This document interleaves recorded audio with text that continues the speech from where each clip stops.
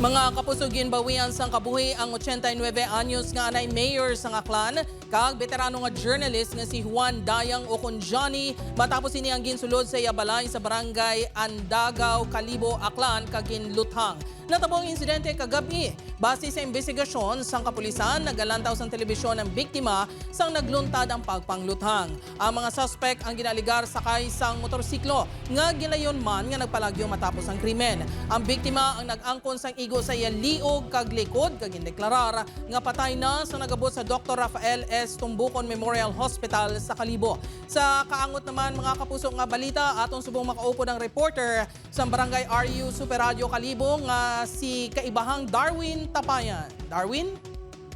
Jared, padayon pa nga ginaimbestigahan sang kapulisan sa Kalibo kag sa Aklan ng pagpatay kay Juan Dayang nga anay mayor sang Kalibo kag isa ka veterano nga journalist. Nagakanusbo ang mga mata kakilala kag mga kaugdanan sa media ni Juan Dayang Oconjani kaangot sa pagpatay sa iya kagabi sa sulod ng iya balay sa barangay Andagaw, Kalibo, Aklan. Kadungan sini ang panawagan sang hustisya para sa iya dinangatan. Padayon pa nga ginaimbestigahan sang kapulisan ang insidente.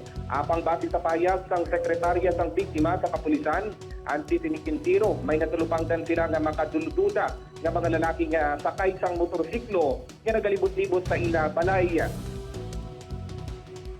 Gilayon man nga nagpadulong sa Kalibo ang Regional Director sang Police Regional Office 6 nga si Brigadier General Jack Wangki para tutukan ang ginapatigayon nga investigasyon kag mapadasig ang pagtulbar sa krimen.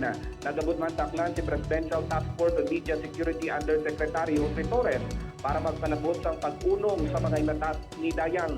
Wala na sang asawa si Dayang kag ang anak sini ang dito sa Manila sang nagluntad ang krimen. Si Dayang ang naging OIC Mayor sang Kalibo sang 1986 tubtob 1987. Nanging kolumnista manini sang mga national nga payagan kag Chairman Emeritus sang Aklan Press Club kag sang Publishers Association of the Philippines. Ginataon naton the assurance sa aton nga mga pumuhuyo, especially sa atong media partners, dahil nga mga kaso hindi naton dapat tuhugan, especially concern naton do peace and order. Nagikan diri sa Kalibo, Aklan, Darwin Tapayan, 1 Western Visayas.